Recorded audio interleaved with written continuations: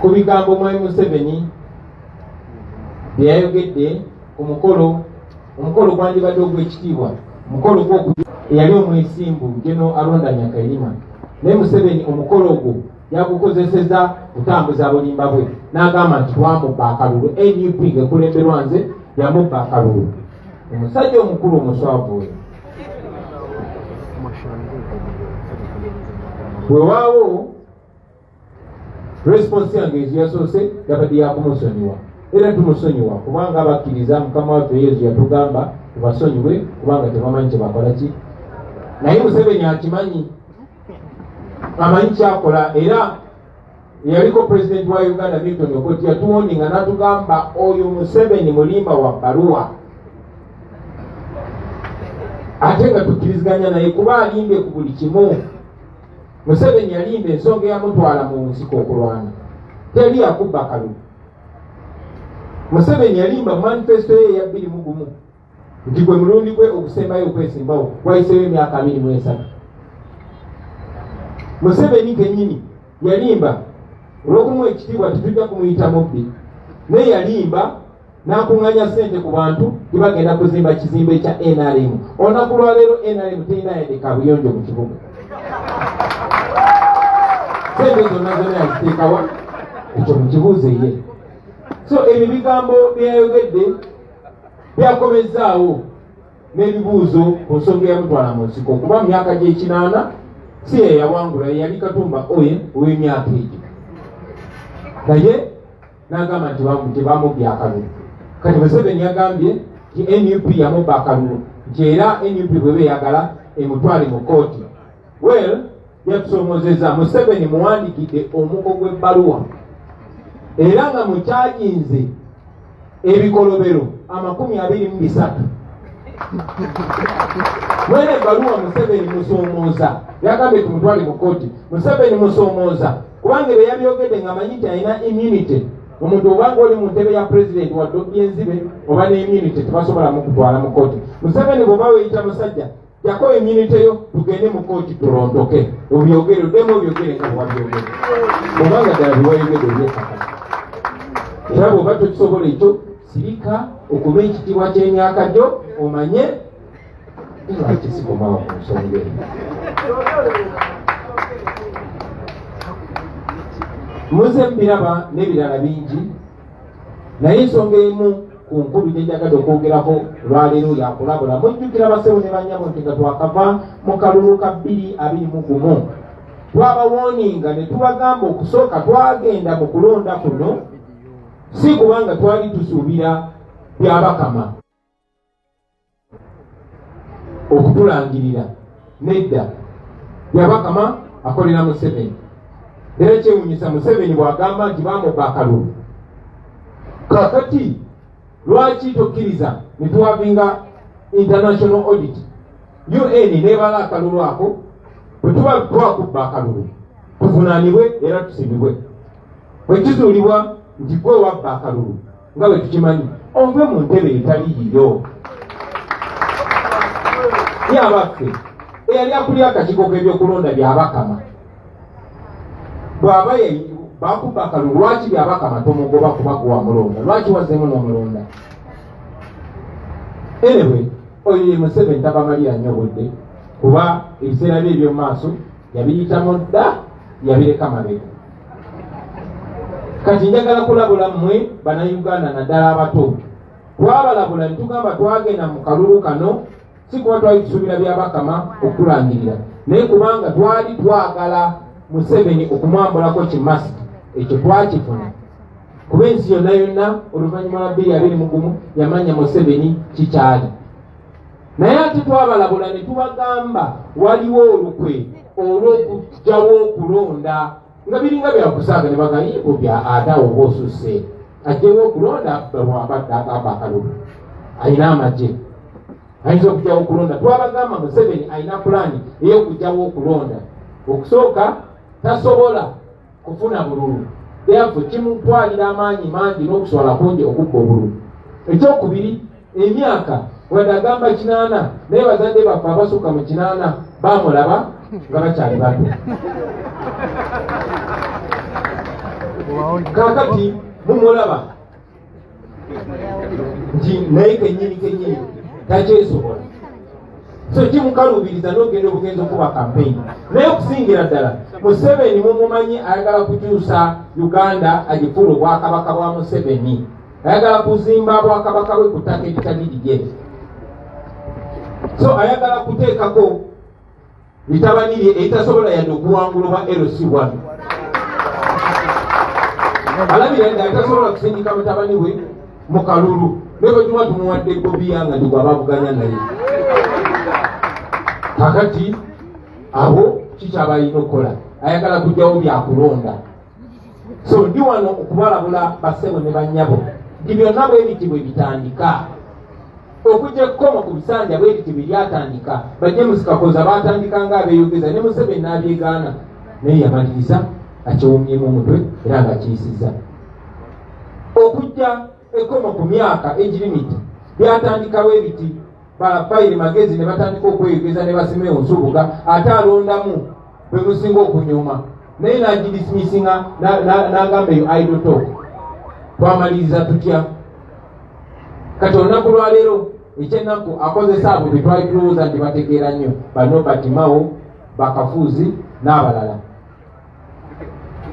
kitegeeza kyekyo nti bassebo ne bannyabo kino kakati tekikyaliko nti kuteebereza ye pulaani gye baliko njagala okubategeeza singa mukkiriza ne babajjako omukisa okwerondera abakulembeze ne babajjako omukisa okwerondera pulezidenti kajja kuba kaweddemu Museveni okutematema constituencies kye bayita gerrymandering mu luzungu era kigenderedde tetukkiriziganya n'eno census eyakaggwa naye mwalaba Gineno census yabwe yennyini okugeza mu Buganda wano yabalaga nti abantu bawo bali ku milioni 11 n'omusomi ebitundu ebisukka 24 naye Buganda n'abantu bayo abangi yesinga ba MP abatono ba MP awamu mu Buganda bali 15 constituencies ziri 78 nga yesingamu abantu abangi negobererwa Busoga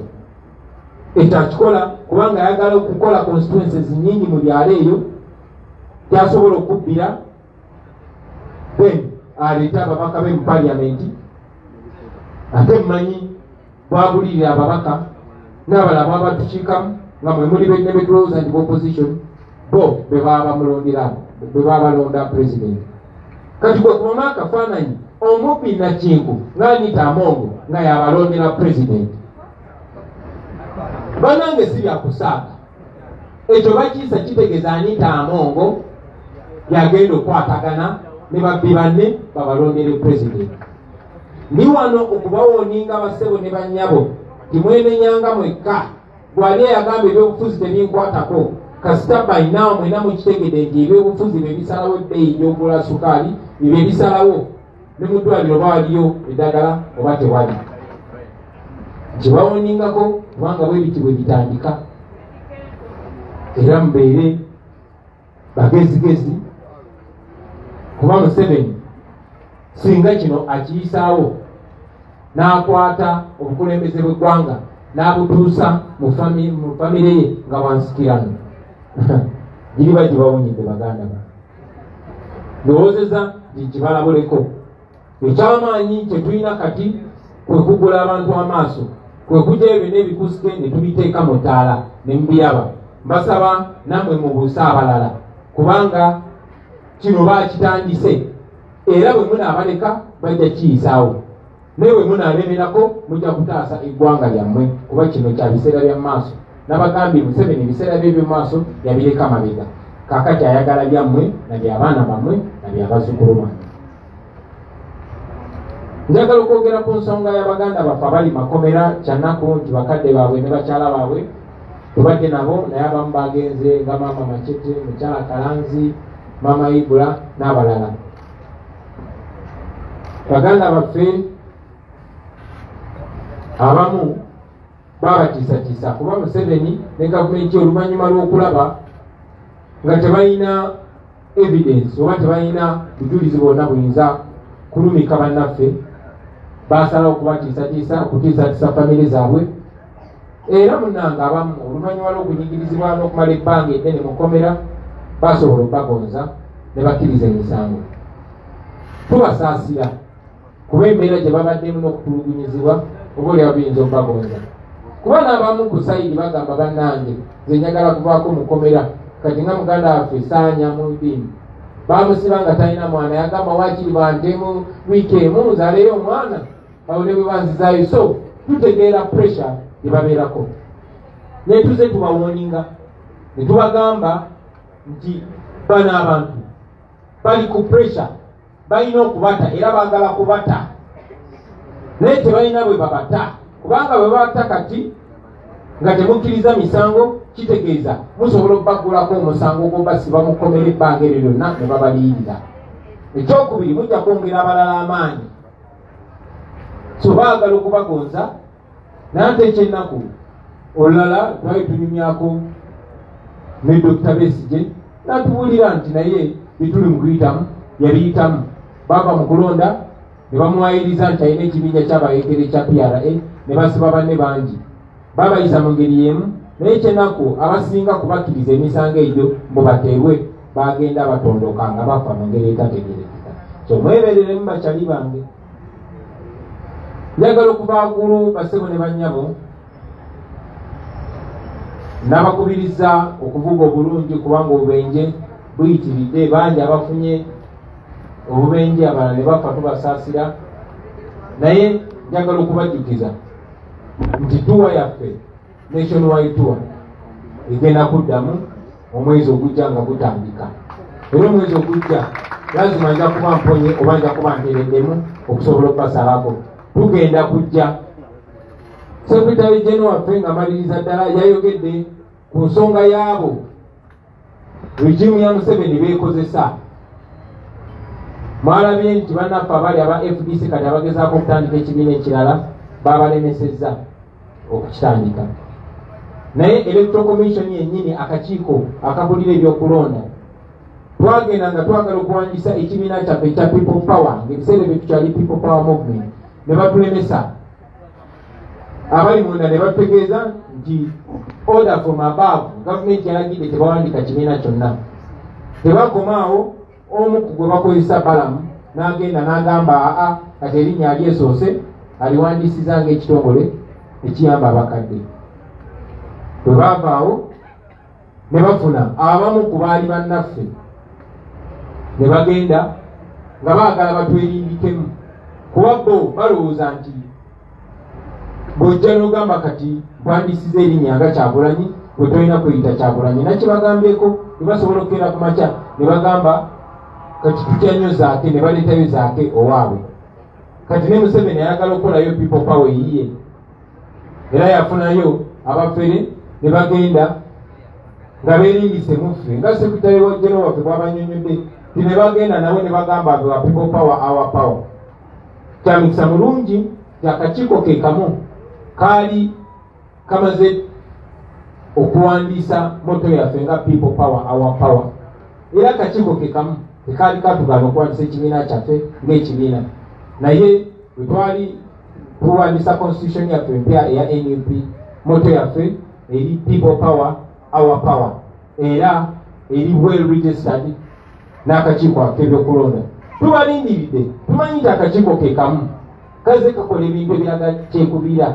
Mujjukira abantu abamu bwe bagenda ne basaba empapula zange ez'obuyigirize, baali bangu nnyo,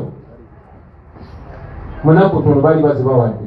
Naye muganda waffe oyo David Musiri agenda nga asaba ebiwandiiko by'okusoma bya Museveni bamukuba bukubijjeeki. Era ekyo kikyabobya bannayuganda omutwe. Museveni akoma mu piiki oba siniya ki, kubanga tewali yali alabye ku mpapula ze z'abuyigirize.